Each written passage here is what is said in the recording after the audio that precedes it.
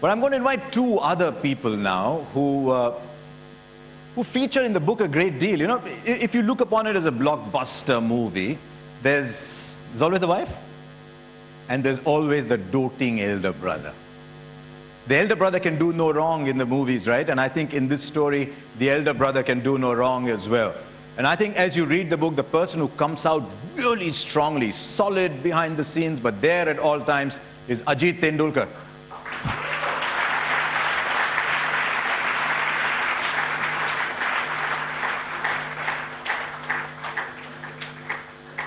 How many hours have both of you spent talking batting?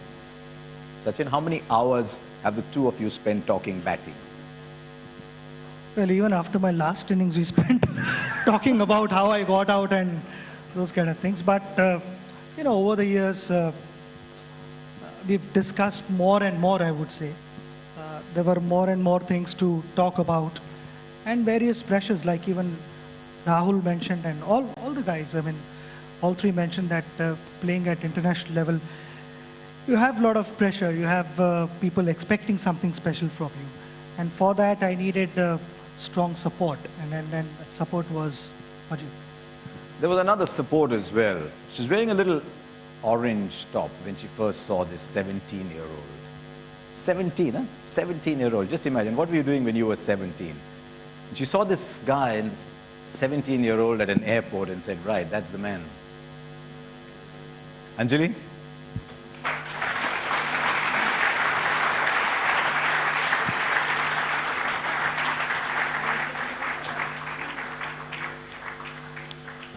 First, let me say one thing. Sachin often tells me, you know, just once I want to put you in the middle of a cricket field with, you know, thousands of people around screaming and get somebody to bowl fast at you, you know. For me, this is equivalent to that, this level of stress talking in front of everyone. And you asked me about...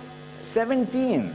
I mean, there you are, he's a 17-year-old kid. Okay, I didn't know he was 17 or what. He looked 12. I didn't even know who he was.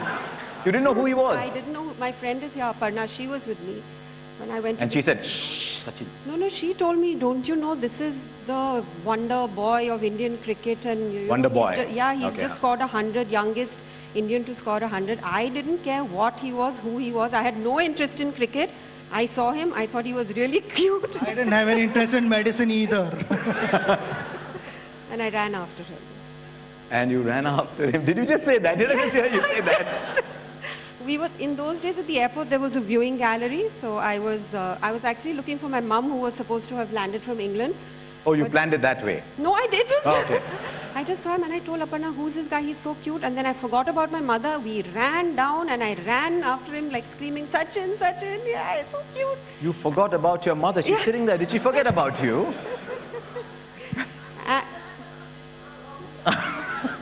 And the funny thing is, Ajit and Nitin were there with him, and Sachin was so embarrassed that this girl is, you know, running after me and screaming my name. So he was only looking down. He didn't even look at me. He like quietly looked down and got into the car. The only thing I looked was the color of a t-shirt. Which was orange. Which he remembered when I met him for the first time. And I thought you were going to wear orange today. And then you picked up the phone and called him.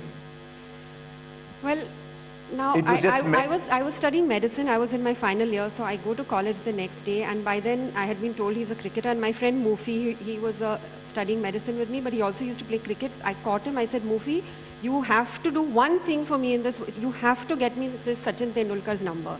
So his cousin was their mother. He got me the number, and see, this is what I say is destiny. I called Sachin, and Sachin never used to pick up the phone. In those days, there were no mobiles, nothing. But that day, he picked up the phone. And I said, hi, my name is Anjali. You don't know who I am. I saw you at the airport yesterday and all. He said, yeah, I remember. I saw you. I said, what was I wearing? He said, yeah, you were wearing an orange t-shirt. So then I know that, yes, he had noticed me. I said orange t-shirt. So that's, you know, destiny. Destiny that you picked up the phone and called him. Yeah. It doesn't feel like destiny to me. But you know, before that also, a couple of times we were sort of meant to meet when he had gone with the Star Cricket Club to England. I was in England, And somebody there, my uncle told me, come, there's this, Indian team is there and they'll feel so happy to see another Indian girl. Why don't you come and meet them? And I said, I'm not interested in cricket. I don't want to come, so I didn't go. The other time, when he scored his 100, I was in England and my dad said, come, you have to see this boy Sachin. He scored the youngest player to score 100. And I said, but Daddy, I'm not interested in cricket. I don't want to see this boy. So there were 2 other times when if I had seen him, it might have happened. I might have been chasing a 15-year-old instead. And I thought this is going to be a difficult conversation. Do you realize you're just stroking it beautifully off the front foot? And do you know who was most hassled by all this? Was still a fairly young man who wanted Sachin Tendulkar to become the best cricketer in the world. And there was this woman. When you first took him to Ramakant Achrekar, and Ramakant Achrekar said, bring him back later. You took him back again. Was it just love? My brother, please take a look at my brother? Or did you think that time, kaitari ahe special? Of course, the talent first. Because before taking him to, I had watched him in the society where he used to play in the playground. And I was convinced of that. And the reason I took him to Achrekar sir. At that age, it's very little to decide, what the talent is, because you don't look at it from technical point of view or something. But I think bowler is always posing a question to you and you have to answer, batsman has to have answer. And Sachin always had answer for every question we posed to him. What I found interesting was he went to the coach and said, just pretend that you're not looking because he's under stress if you watch him bat. Yeah, obviously, because he was used to not being watched by anyone, except I used to watch him from the my balcony and not directly. So I knew that he could be under a lot of pressure. Everything was new to him. He wasn't even having his own pads or bat or clothes. I think bat he was using was a tennis ball, cricket bat. You had a little Kashmir willow bat. My sister had gone to Kashmir and she had brought me one DSE bat. I still remember, a tennis ball bat. So I used that for quite some time, and then... Yeah. Then what's your side of the story? Did you know that he had quietly told the coach, pretend not to watch so that he feels relieved? No, I had no idea. I absolutely had no clue. I was just told that get in the nets again, bat the way you like, feel free to do whatever you want. But I had no idea that he had gone and he had requested Achrekar sir that, please give him another chance, and this time you don't stand behind the net. Because he had never played with the hard ball, and in the compound he was used to play the aerial shot because it was safer to do that. Because there were a lot of trees around and then you don't get caught. So he tried doing that there, but it took some time basically. What I find fascinating about this story, and it's mentioned in the book as you go along, that Ajit Tendulkar was a club cricketer. A lot of us are club cricketers. And having been one, I know how much you know as a club cricketer. And yet here was a club cricketer advising the world's finest batsman on how to bat. I mean, but at that time he wasn't finest. Even after he did, I'm fascinated by the story of the 241 in Sydney that we spoke to VVS about. It was your suggestion that he doesn't play the shot that's getting him out. Well,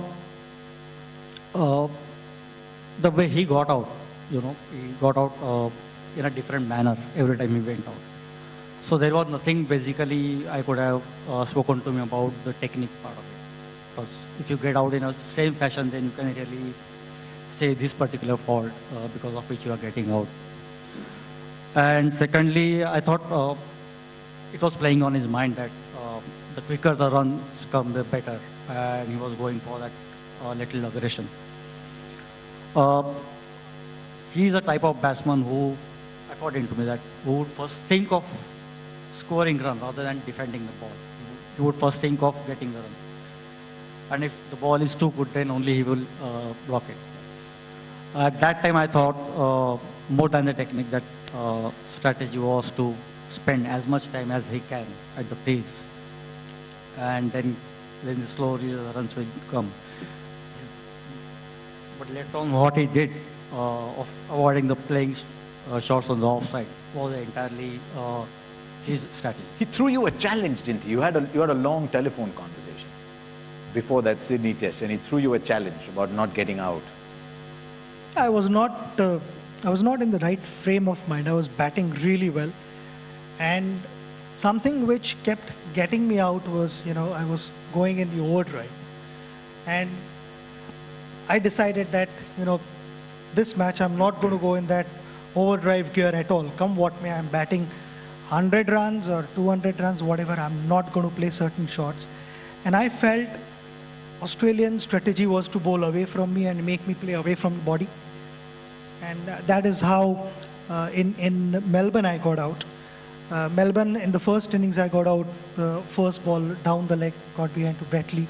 But in the second innings I was batting really well, and then the strategy by Australians was to bowl away, and I went for a big drive, where the ball wasn't there to be driven, but I still went for it.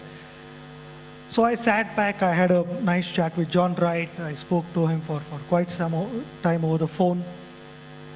And one thing he told me was, the bowlers are not getting you out.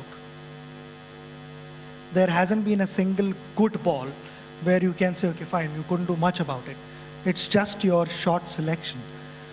So be patient, don't look at the scoreboard, just play session by session.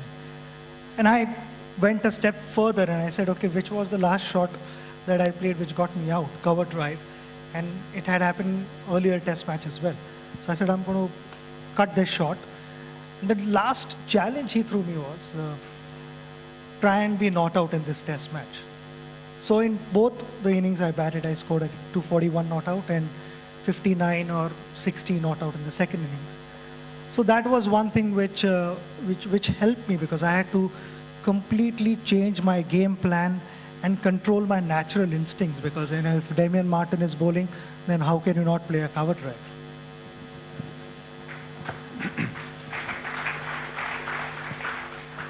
On page 165, Ajit, you're back again. Oh yeah, at least I score 100. You didn't allow him to eat something. He just wanted to have duck. He likes duck, and you didn't let him eat. Oh, this was before the World Cup, 99 World Cup. I happened to be in Brighton there.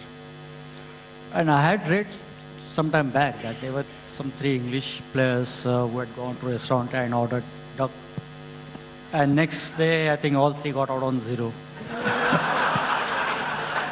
So that was the reason I was not allowed to have duck. You can't have duck. It was playing on my mind, and I was suggesting all different types of dishes. Like, go for this, why not go for this? This must be more tasty, but it just didn't happen. But fortunately, he did not get out on 0. Scored some 30 odd runs. So. But he didn't get out on 0 because he didn't eat the duck. Whole meal was planned around aromatic duck. I thought, well, let's go for Chinese and have this aromatic duck and all that. And I go to order duck, and he says, no duck tonight. So. Food is a recurrent motive in this family, right? It's all about food in this family. Tell us, you also write in the book about going to the same restaurant in Sydney every day and eating the same food every day. Order the same things at the same table, and you thought that it was his great batting skill that got all the runs. Yes, I did that. In fact, Ajit is Agarkar is sitting right here in front of me, and I have seen the two of you once Ajit demolish a plate of crabs. There, because I was batting, first day I was batting 55 or 60 something. I said, I'm batting well and everything has gone well. I'm not going to change anything. So I went for a nice meal. I said, let's go out so I don't stay in the room.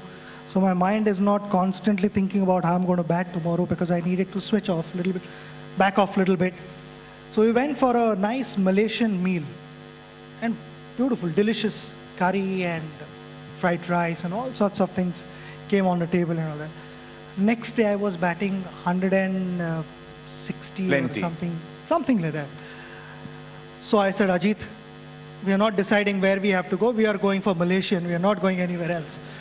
So the second evening also we ended up going there. And I was again, batting. I scored 241 whatever. I said, but second innings I still have to bat. So let's go there. We ended up going 3 times, and then the last time, actually, the waiter just looked at us. He said, I know what to get, don't worry. We've run a little ahead of the script, though, because it didn't quite end that quickly with Anjali and Sachin. Now, here's a medical student who pretended to be a journalist. The first time Sachin wanted me to come to his house, he was a bit, hesitant, like, you're a girl and how can you come to my house, and also... You're a girl, how can you come to my house? So, Ask Virat Kohli that.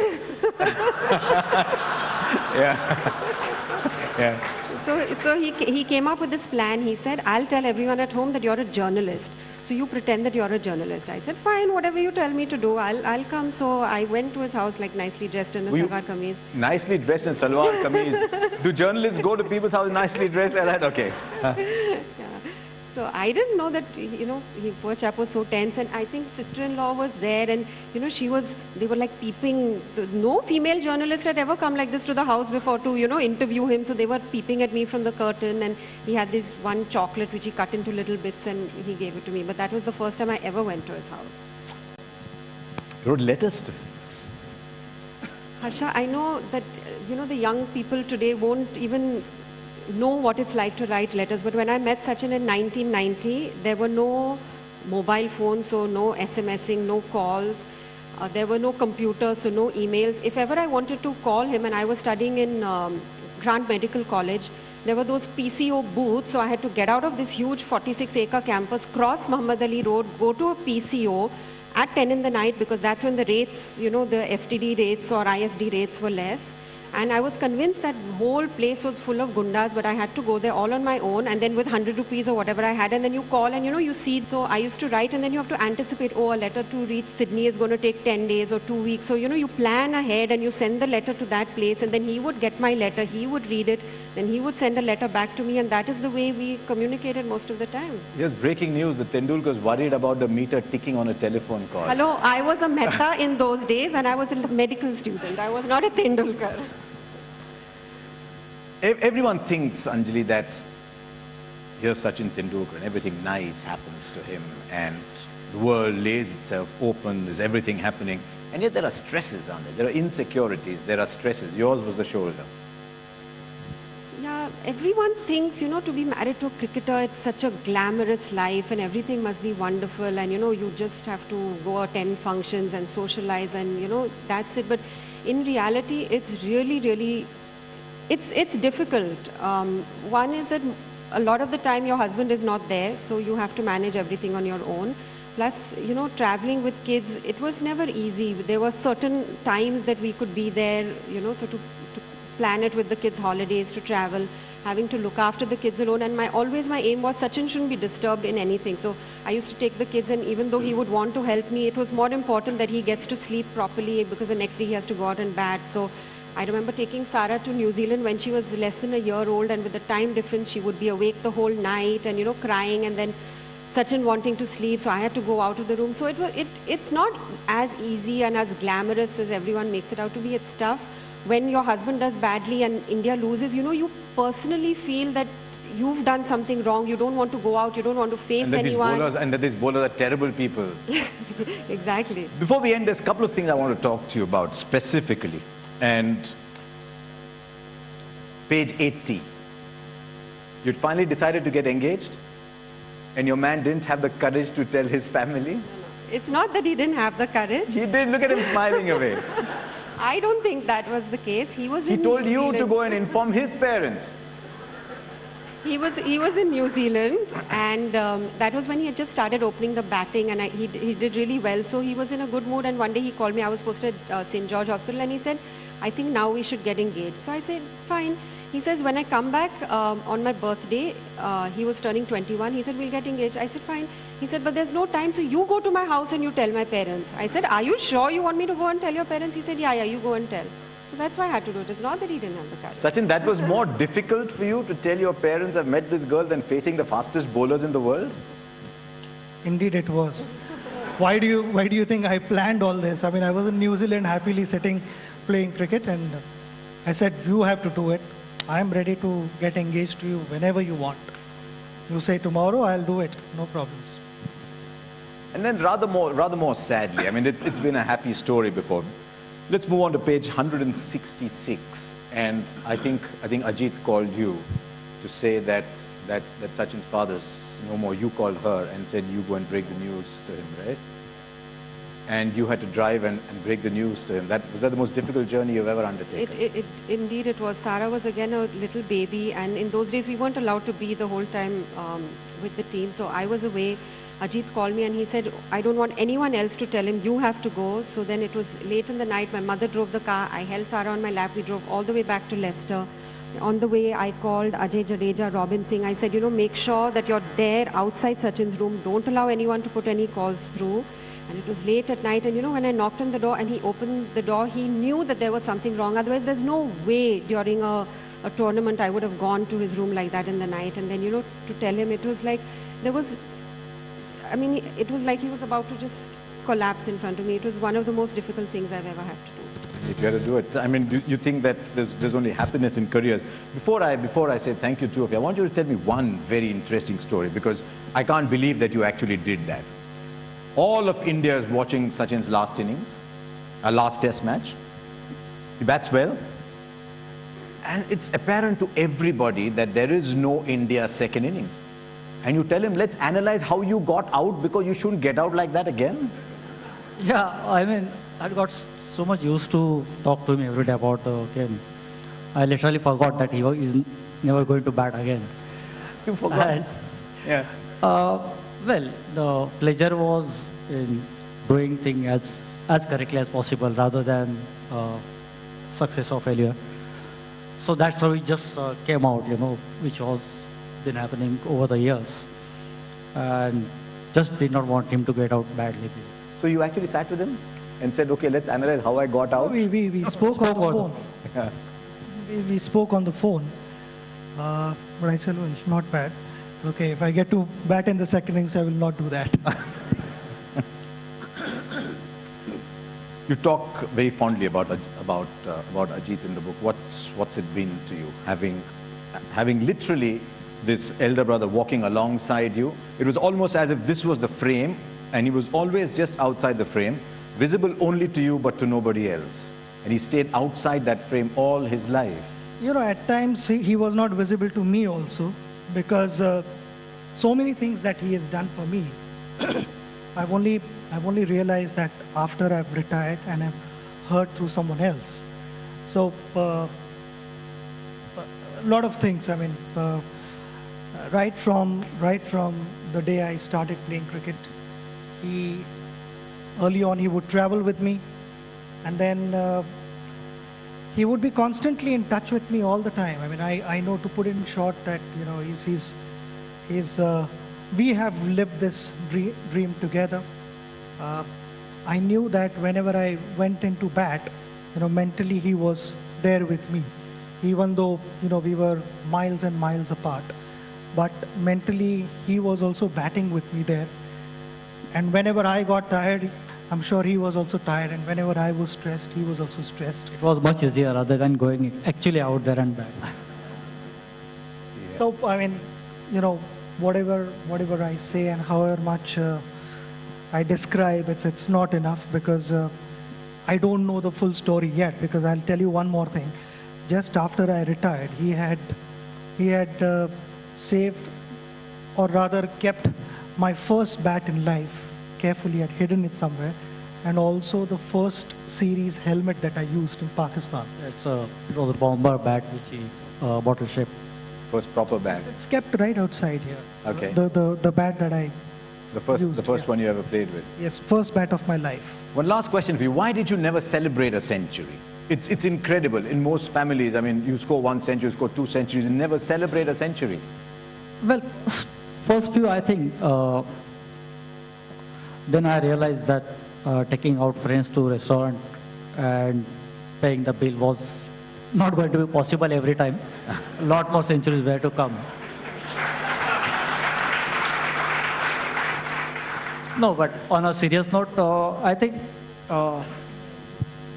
it was never enough, basically.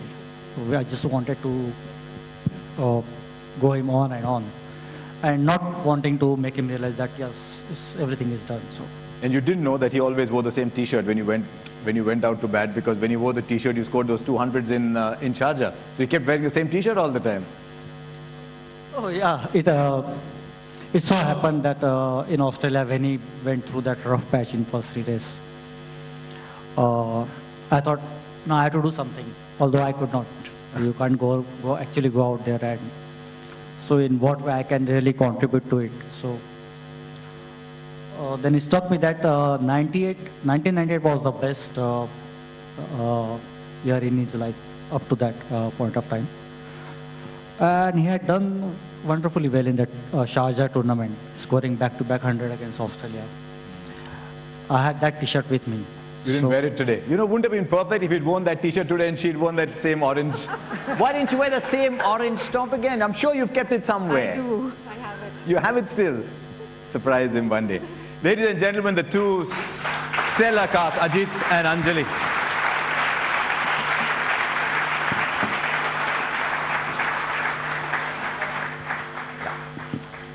Anjali, we need a picture.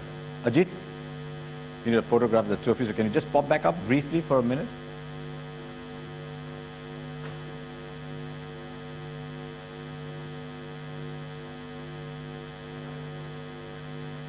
See, never had a photograph taken. There it is. The things we make people do here.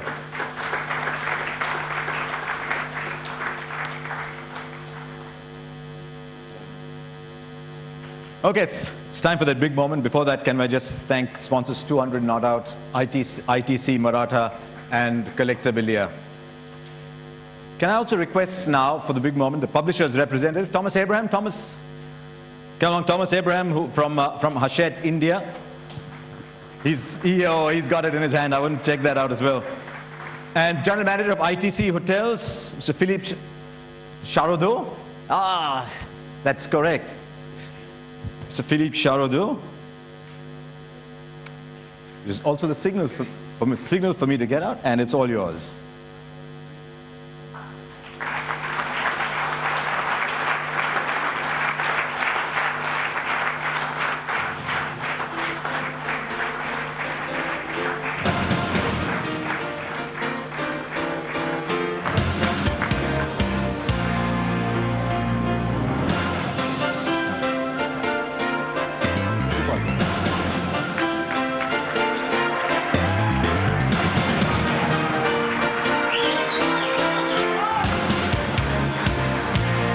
Ladies and gentlemen, playing it my way.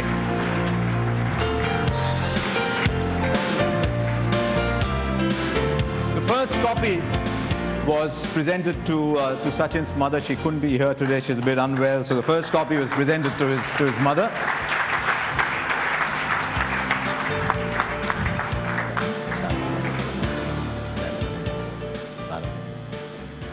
Okay, I would like to invite my daughter Sarah to be here because we're presenting this copy to somebody really special in my life.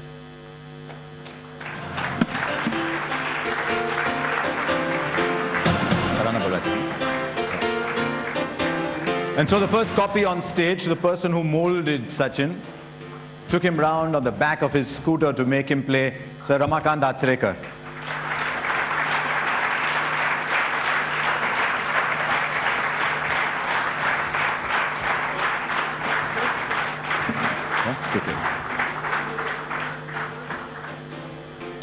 There are lovely stories in the book about Sachin not wanting to go to practice, can you imagine? And then being dragged out from Sahitya Savas to come and play. It's a beautiful moment.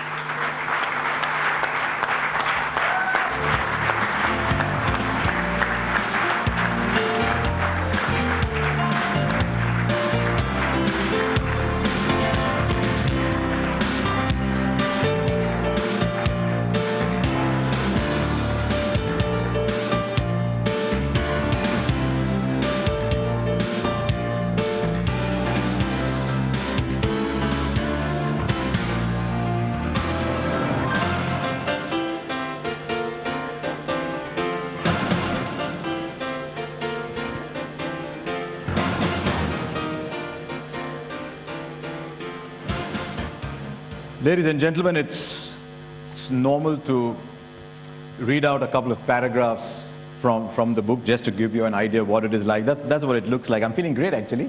I've got the copy all to myself. I'm not going to give it back. So I'll just read out a little bit so that you get an idea of what the book is like. Chapter 1 starts with a childhood and is a message from Sachin's father to him. And it says, it starts like this. Son, life is like a book. It has numerous chapters. It also has many a lesson in it. It is made up of a wide variety of experiences and resembles a pendulum where success and failure, joy and sorrow are merely extremes of the central reality. He was a poet, remember. The lessons to be learned from success and failure are equally important. More often than not, failure and sorrow are bigger teachers than success and happiness. You are a cricketer and a sportsman. You are fortunate to be representing your country, and that is a great honor. But never forget that that too is just another chapter in the book. Typically, let's say a person lives for 70 or 80 years or so.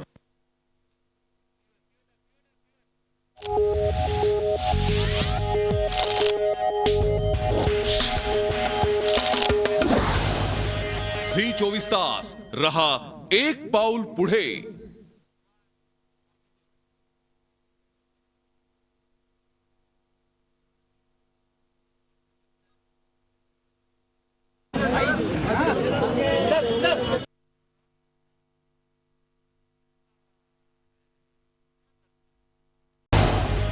झी 24 तास रहा एक पाऊल पुढे.